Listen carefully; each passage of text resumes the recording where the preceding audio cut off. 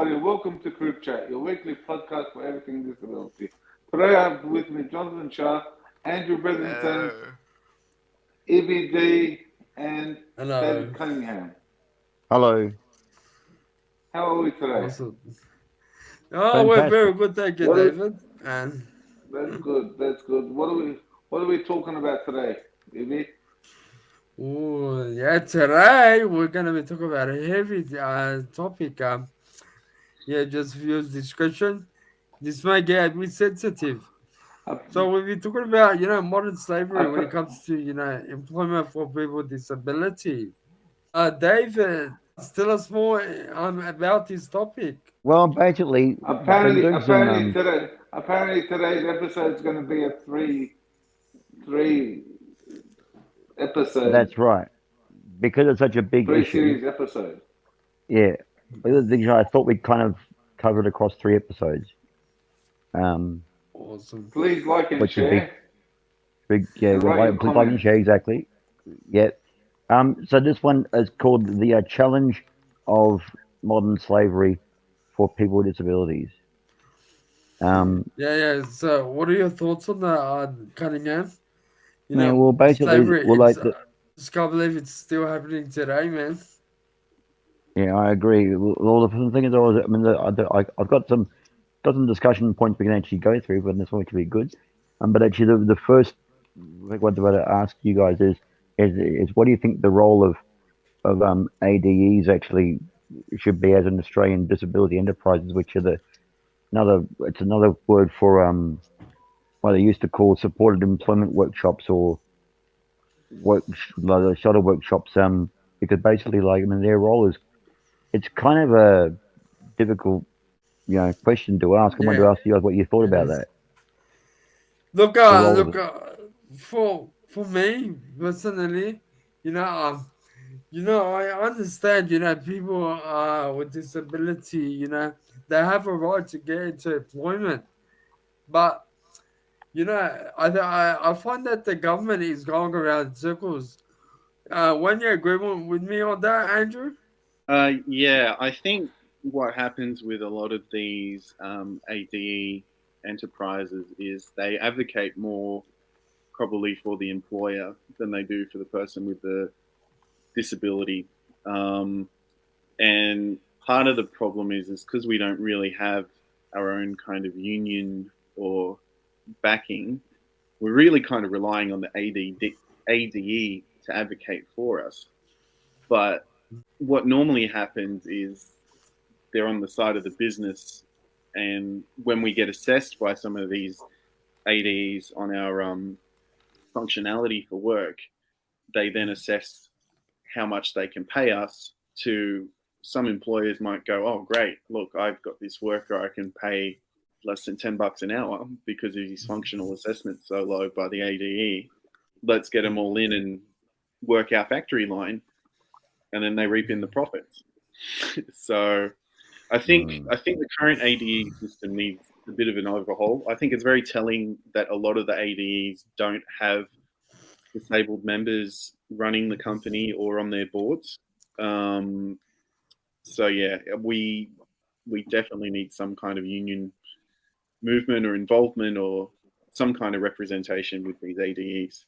Yeah, for sure, for sure. Yeah, look, Also, people with also talk. disability. Go ahead, David.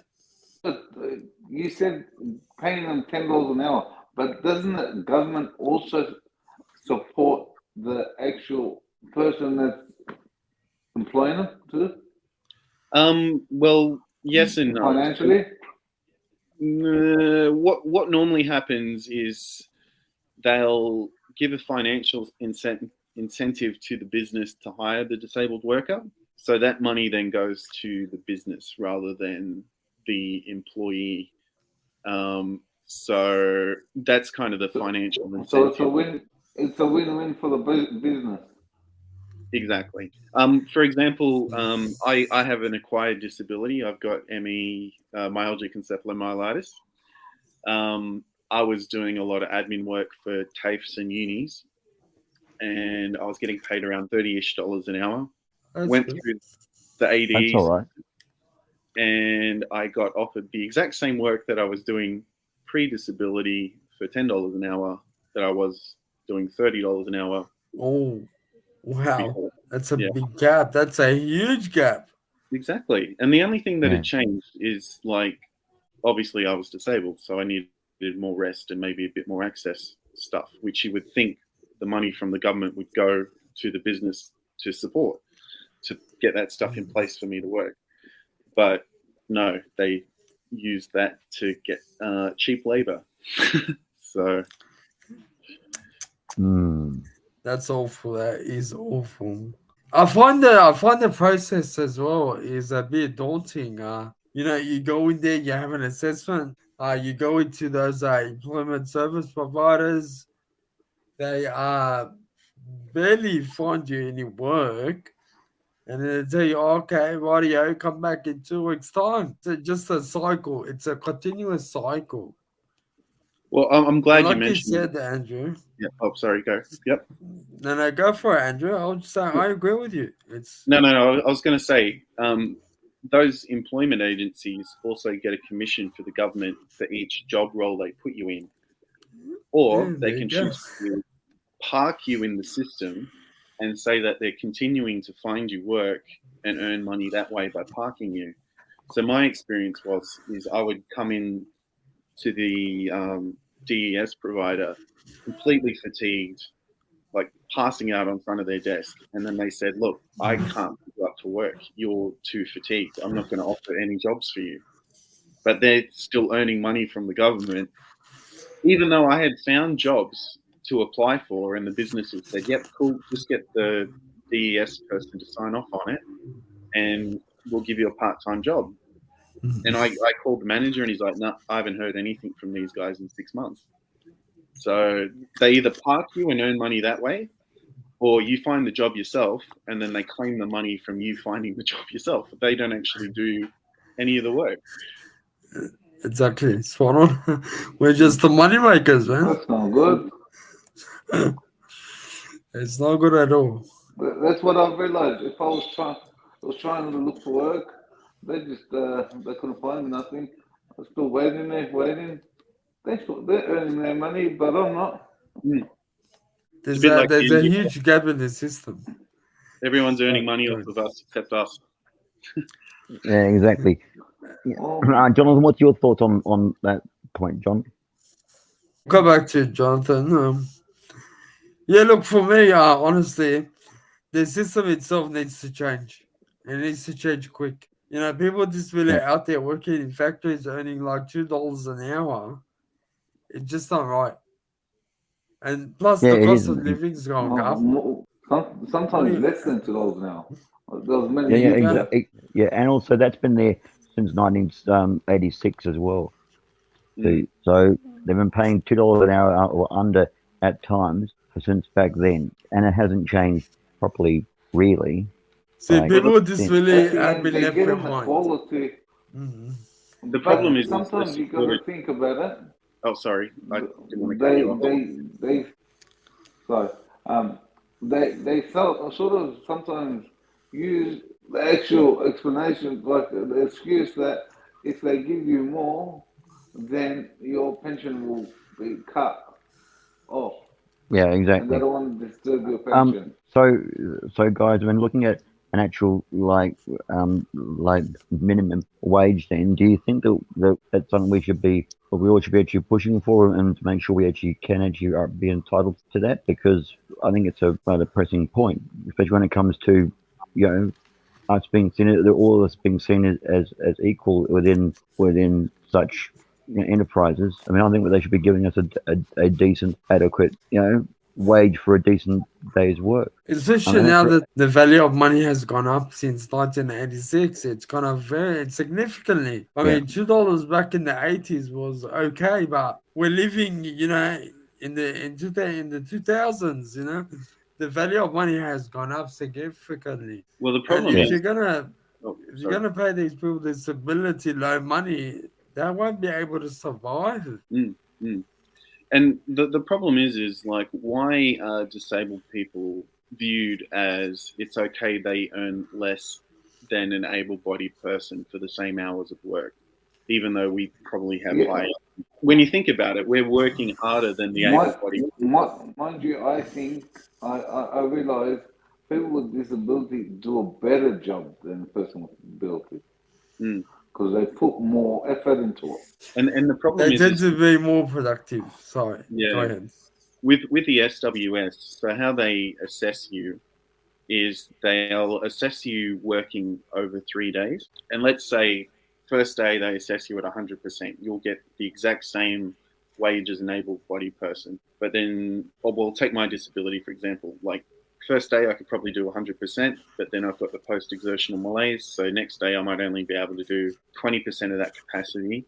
And then on day 3, I'll be bedbound and won't be able to work at all. So they put a 0 for that. So then they calculate that up together. And of those 3 days, they might go, okay, well, Andrew's got 10 or 5% capacity, which means I would earn 10% of what an able-bodied person would in the exact same role.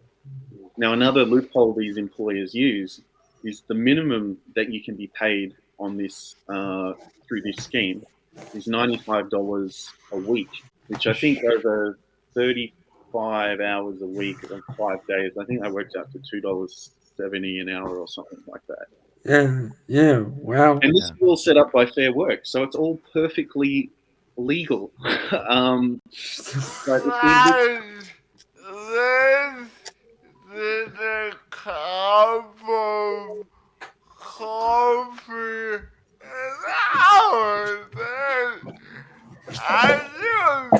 It's in a cup of coffee an hour. Live in a nation built on the notion of the pleasure was bloody on What, the language? Yeah, I know it is outrageous. One the language, but you said a cup of coffee. A couple? Less than a cup of Not coffee. even one cup of coffee. Less than a cup Not even of half a coffee. Not even a cup of latte. Maybe just the fourth at the top. Maybe Baby Chino. I'll be able to buy a coffee and a muffin the whole day. If I can Yeah, afford it. but jokes aside, this says it's got to change. It's got to change. So I'm glad you brought that up, because this is an area I've been working in, this modern slavery kind of area. I run a Facebook page called 88 Days and Counting. We mostly advocate for migrant workers on the working holiday visa, but they were experiencing similar forms of exploitation through the visa scheme. So they were getting paid $4 an hour in some cases to pick strawberries or tomatoes and that kind of thing. So since about 2015, myself and a few other advocates pushed for the introduction of a Modern Slavery Act in Australia, which I gave evidence at in Mildura in, I think, 2017 or something. And quite noticeably, we had lots of different migrant groups, refugee groups, and other cultures, communities, that experienced modern slavery. But we didn't have one disability liaison or anyone representing disability speaking at the Modern Slavery, the inquiry to establish the Modern Slavery Act. So that was very concerning for me.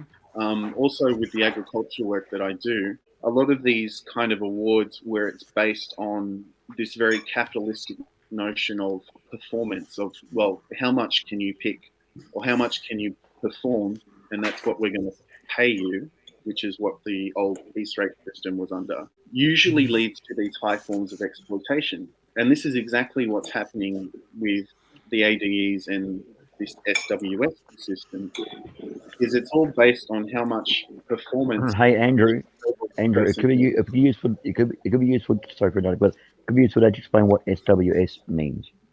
Oh, sorry, supported wage scheme. Yeah. Yeah. Thank you for that. Yeah. So this supported wage scheme is based on performance rather than an hourly rate. So if you don't perform enough, being the person, which is ridiculous to a person with disability, because you're asking them to perform at a rate comparable to able-bodied people, and then you're saying, oh, well, because he's not meeting the able-bodied person's rate, we're going to underpay him because that's what our society deems is worthy, which is complete BS. But then that's why you get all these factories that set up that underpay workers, because they're like, well, I'm not going to employ able-bodied workers to do this job when I can get disabled workers to do it for $4 an hour. So, or less. And also, just like the other point, but it's like stuff like to like is that I mean it's only really a job that I mean it's not all of us actually wish to actually do this like a role, and some of us actually like put in there because there's no other option like for us from our support coordinators or other people who look after our needs, and they basically say, well, you want something to do here, go and do this. When it should be about exploring what we're actually wanting to do with our careers and our work lives as well. I mean, it's not always an option for everyone. Well, yeah, it's viewed as, oh, well, we'll give them something to do. Doing the work is giving them something to do, and that enriches their lives because they got something to do. But it's modern slavery, because we should still be able to work and earn the same amount as an able-bodied person, and then use that money to either get off the DSP or get off benefits or start a family or buy the things that we need to buy, you know. So it's not actually helping anyone except the businesses and the government that earn money off us. Yep, yeah, exactly. We have the right to live a normal life. It actually takes away what you could say. You could say it takes away from the sending work to overseas. Why send it overseas when you can get the cheap rates here? Yeah, exactly. Like so, guys, when it comes to consultation and representation and like unions and for the Modern Slavery Act and also for being part of the supported wage system, then I mean, what are our thoughts on that? Because I think it's important we do get representation in this area as well, and that we do actually be consulted, because of course. For this, We need. No, I'm just saying. It's Before you talk, Andrew, we do need representation. You know, we do need people to represent. You know, people with disability in our society.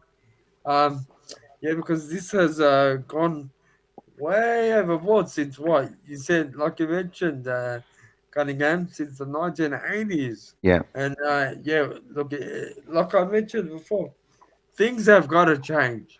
They have to change. Oh, I was going to say, ironically, we do have a disability union, or they claim to be a disability union. They're called the Australian Services Union, and you go onto their page and we go, we're the disability union.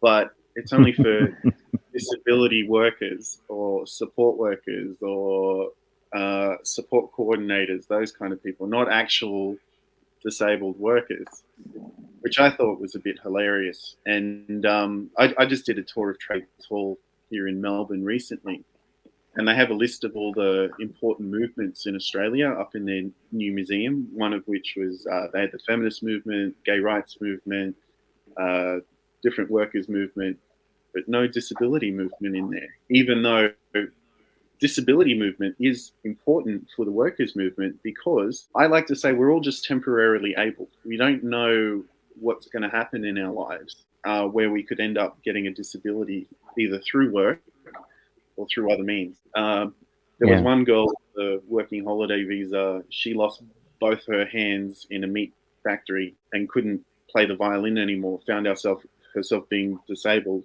through the working holiday visa scheme. But because she had a disability, you can't then continue the working holiday visa scheme because they don't allow for disability.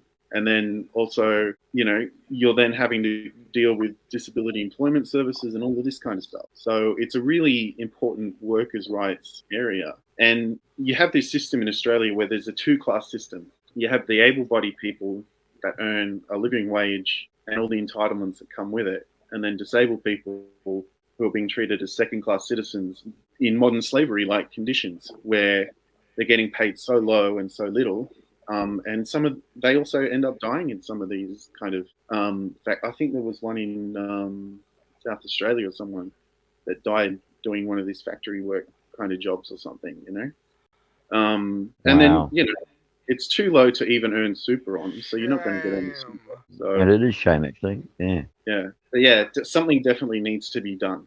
And I think some of the solutions would be to expand the Modern Slavery Act to include disabled enterprises and disabled people facing modern slavery, and strengthening it so that Australian disability enterprises have to report to the Modern Slavery Act as well. But currently, I've got a question. If we do that, would that get less people that are disabled, have disability being hired? I don't think so. I think that's what they will threaten. This is what happened. For example, I'll be saying, why would I want to hire someone that's got a disability and pay him as much as someone that is plainly got all senses? I think we need to advocate. We need more advocates out there. We need people with disability to advocate, you know, for workers' rights. Pretty much.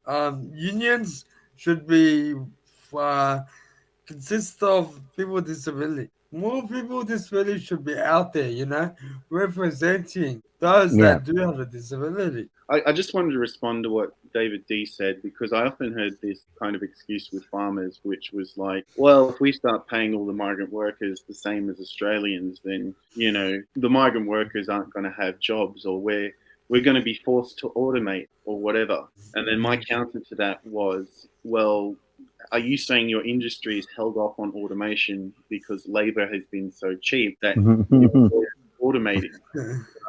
And I also said, fact is, the supported work system can be set up in a way that supports people with disability. It's meant to pay half of the person's disability wage to the employer in the first 1 or 2 years. So there's already an incentive for employers to hire disabled people properly. Where it gets messy is where they do this assessment system where they deem, oh, well, you only have to pay half of $10 because we've deemed his functionality at, you know, 10% or whatever. Yeah. All they need to do is lift it to a living wage, keep the supported work system in place, and employers will still hire disabled people because they still get that incentive from the government to help modernise their workforce. But also, if you look at modernising workforces where we have to say each workforce has to accommodate for disabled workers or disabled people, and you need to get your building and business practices up to accessible standards, similar to like what we're asking for the housing industry to build accessible homes. We need to be doing the same thing for the workforce. And then there's no difference between, oh, well, I'm not going to hire this disabled person to this able-bodied person because you don't have the barriers there.